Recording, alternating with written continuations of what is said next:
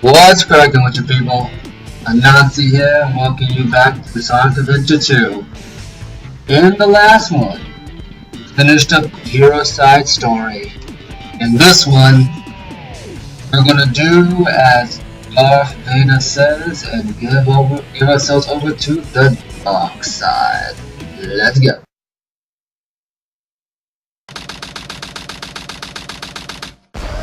Intruder alert! Intruder alert! Security breach at Gate 3. Intruder has been located in the North Quadrant and is moving in the direction of the underground base. All units prepare to engage. Emergency battle formations. Standard battle procedures initiated. Locate and stop the intruder from entering security area. This is not a drill. Repeat, this is not a drill. That was all too. Let's take a look at what my grandfather was working on. A top-secret military weapon. The military shut down the research because they feared it.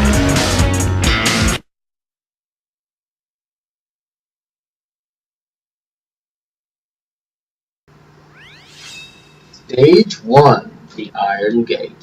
Get to the core of the military base.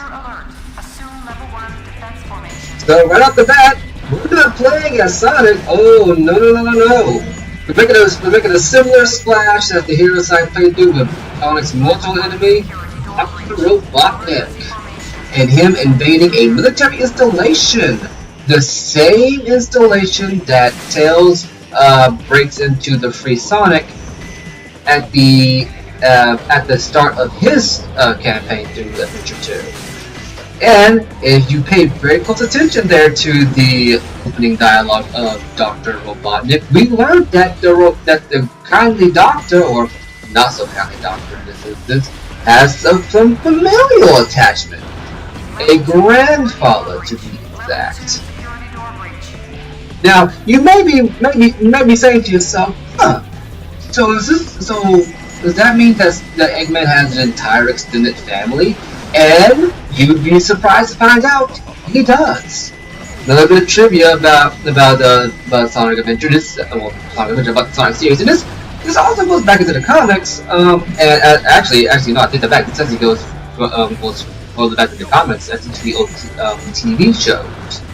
Specifically, Satayam, I believe, is the one. Keep this in mind. We have to come back for this at a later date.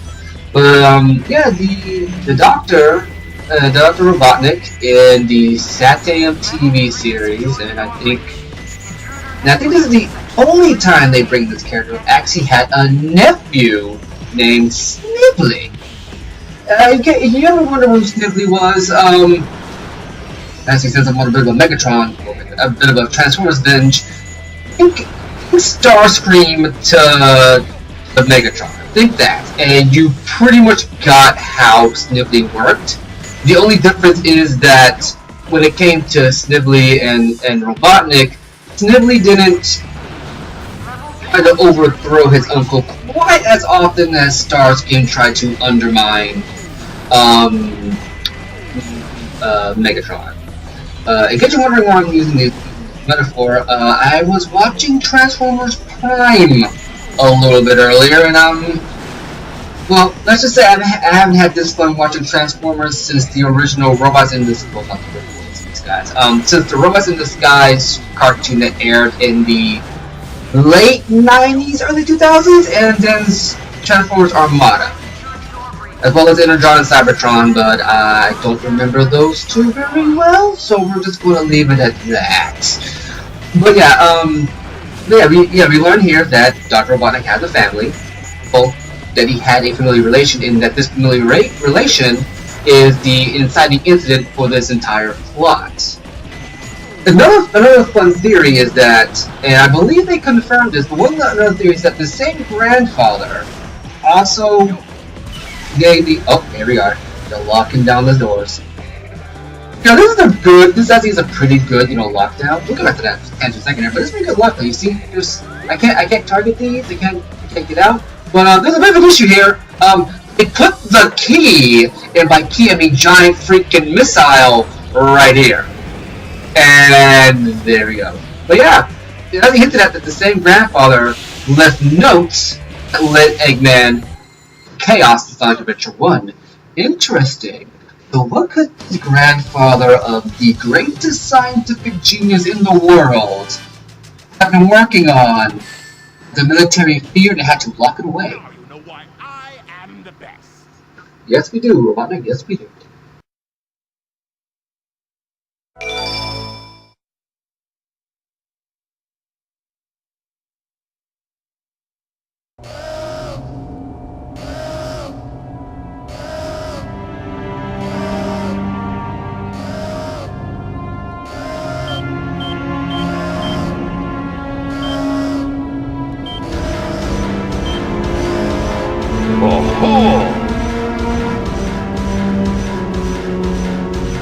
So this is the military's top secret weapon. It's a lot smaller than I expected. Enter user data. Enter password. Password is Maria. Maria. Now all I have to do is to place the Chaos Emerald into this console.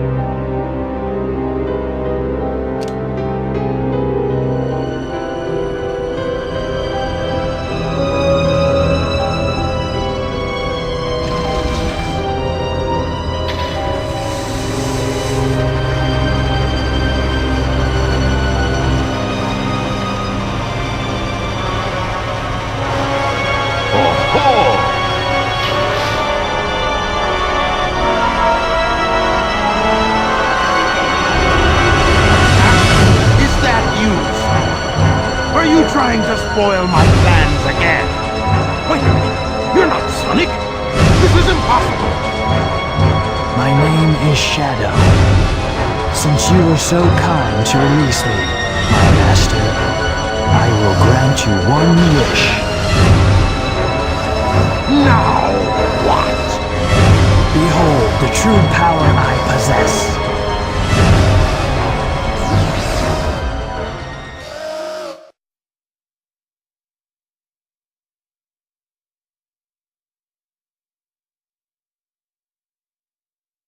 This is Scorpion Troops Hotshot. Enemy movement has been detected. En route to intercept and destroy. Copy that. Now, I know what you're thinking. We've already done this boss fight as Sonic. Why should we watch it again? Well, I'll tell you why. Because Sonic's boss fight lacks something that Shadow's boss fight does. And we're going to do it in a second here. So I want to give Eggman credit. Even though he mistook Shadow as Sonic initially, he figured it out within like 3 seconds. Also, this is why this fight's different. This boss fight has a giant F-off laser that can shoot you with. And yeah, you don't want to be hit by that. You don't. What happens is, charges up, it hits, and they'll try to shoot at you with it. Eventually it will land and fires missiles at you, like Sonic's boss fight did.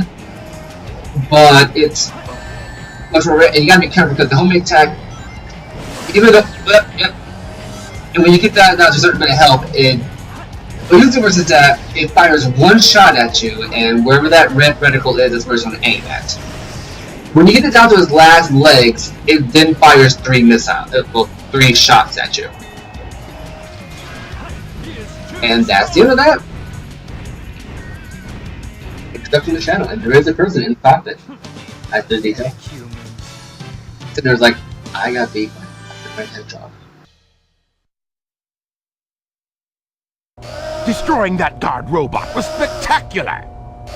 So, Shadow, you are the military's top secret weapon. But what did you mean when you said you will grant me a wish? Bring more Chaos Emeralds. Shadow, wait!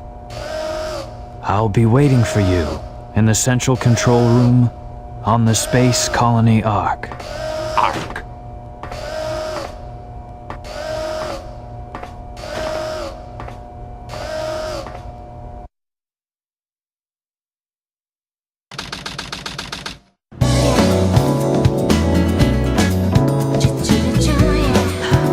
Just let it go!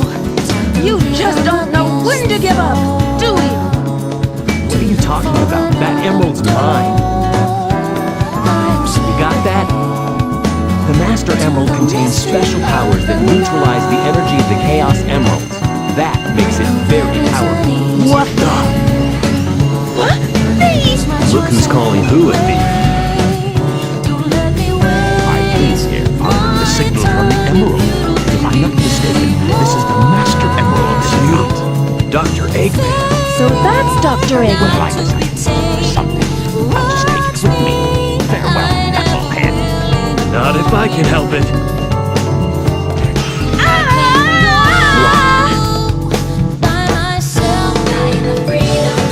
What was that all about? And look what you did to my emerald! I did that to prevent the Master Emerald from being stolen, you idiot. If it's in pieces, I can restore it. And by the way, that's not your emerald. Into it once I get back to the base.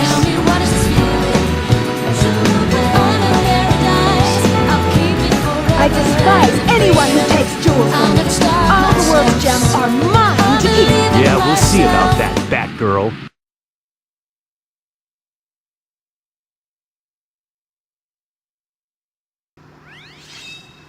Stage 2, Dry Lagoon. And we are now in the dark side. Now, as opposed to Knuckles, instead of Rouge, Rouge does not have these hands. So Pima can't catch these hands. However, she does have these legs, so they can catch. Oh, whoa. These legs, catch these legs, and we free the turtle. Now, I want to point out something real quick. And I don't see a lot of people who play this game in later games, especially Shadow the Hedgehog, really hit upon this small bit of detail. Shadow actually demonstrates chaos control as it would become to be characterized, or one of the chaos controls that he can do, as it would be characterized in the main series. In his opening cutscene, we see him floating on his jet boost, like, oh, his ultimate power is jet boost. But if you notice, there's a blue flash before he takes off and goes off screen. That has been characterized in terms of Shadow the Hedgehog as, oh, it looks like in the water. There it is. It has been characterized as that is him going super fast, and that he can do that naturally. So I don't know what exactly it means in context of the whole series, but I want to interpret it as the meaning is that Shadow can tap into raw chaos energy to make himself go just a little bit faster in a blink of an eye, but in like short bursts. And a chaos emerald allows him to do that more consistently. Like if he has one, it's dang near guaranteed he can do it. Oh, he can do it pretty much anywhere, anytime he wants. As to where the chaos, as where naturally he has to charge that up for retires him out. So they do a bit of continuity with that. It's just that they rarely ever use it now. And this is one of the things that is indeed frustrating about the Sonic series. If you follow the Sonic series in any kind of hardcore capacity, you will quickly take note of all the ideas they bring up and then just drop. Which is frustrating because I think that's probably the main reason why the series isn't as big as it used to be. Just inconsistency upon inconsistency. But I still like it. Like the idiot I am. But yeah, going from there, Rouge, right? Okay, so a bit of trivia here. So, originally speaking, now that we're actually in the main game, not in the second part of the game proper, and I can bring up that Rouge and Tails were not meant to be playable characters at all. It was going to be Sonic, Shadow, Knuckles, and Robotnik. That was going to be it.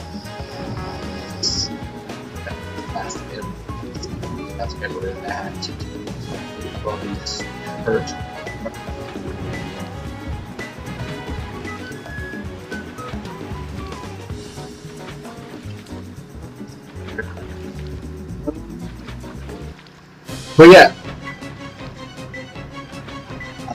will I have time for this? I'm probably gonna die here because just made it. Yeah, this is the last one there. it can be something in a chamber. But yeah, originally Rouge is going to be called Nails because of Knuckles and Nails. And originally Tails and Rouge were not going to be playable characters. Which I will touch upon in a game. Easy for me. I'll touch upon in a second. Wording could have been better.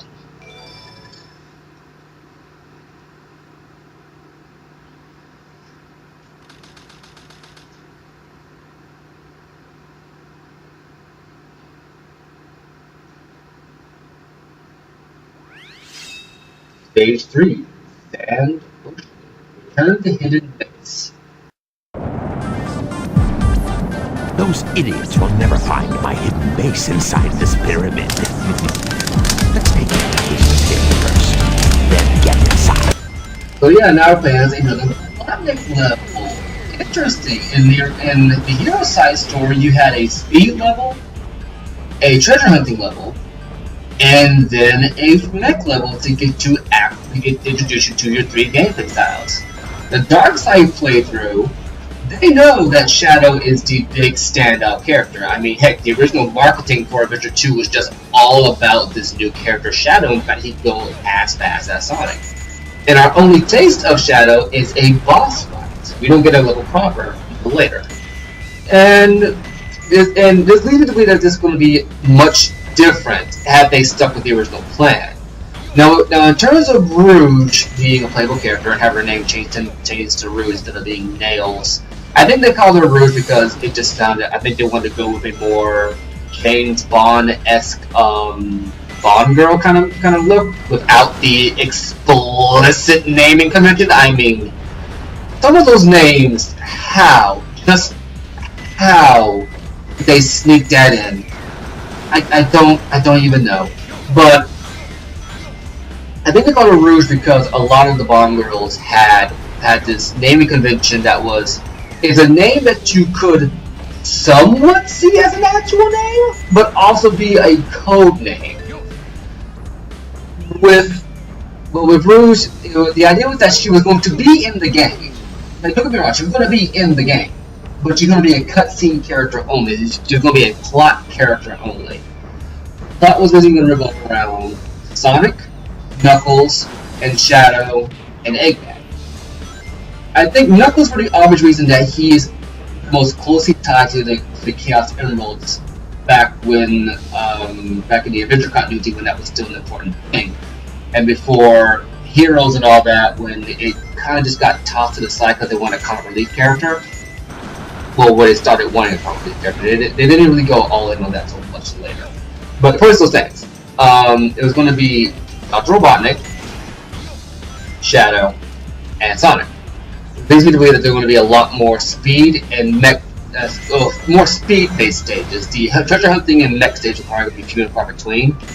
And the decision was made late in development to include Tails because, if I'm remembering correctly, when fans got word that their favorite sidekick was not going to be a playable character in Adventure 2, they got up in arms or upset, or they wanted him in, and after enough of a vocal outcry, Sega put him in.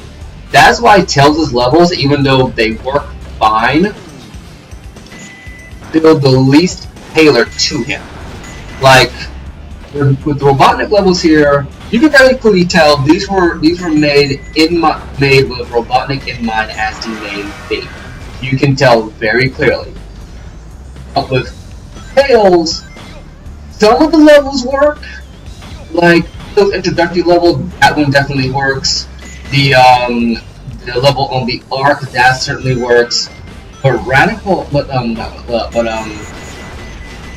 one where you're running for the military police on the highway, and you get the jet booster. I forget what that level's called. It's the most beautiful level in the game, to ask me. It's not that memorable. And I believe there's one other Tails level that just doesn't feel naturally organic to the playstyle. Robotnik, on the other hand, yeah, that works just fine. It feels like each of these levels was made with the Doctor in mind. So it's a bit of a trivia there. And if you ask me, as someone who's had a couple of years to ruminate on this, who's a Sonic fan who didn't get bogged down by the retro and 3D versus 2D debates, who just likes having a fun game and didn't really care about eye color. Like seriously, that was a thing at one point. I'm gonna say it right now. I think Adventure 2 would have been better if Tails had been a cutscene character. The character who showed up in cutscenes. I mean, it worked fine in Unleashed. In Unleashed, it was only one playable character, Sonic. And Tails was a cutscene character. And I'll get to Unleashed one day. I got thoughts on that game. Believe me, I got thoughts on that game. And it's just, in my opinion, just one of those instances where every now and then fan feedback can improve a game or can add something that no one thought about. But every now and then a fan feedback can be to a game's detriment, and it's hard to balance that out. But you're right. Exactly. At any rate, I've been a Nazi, you've been awesome, and I'll catch you in the next one.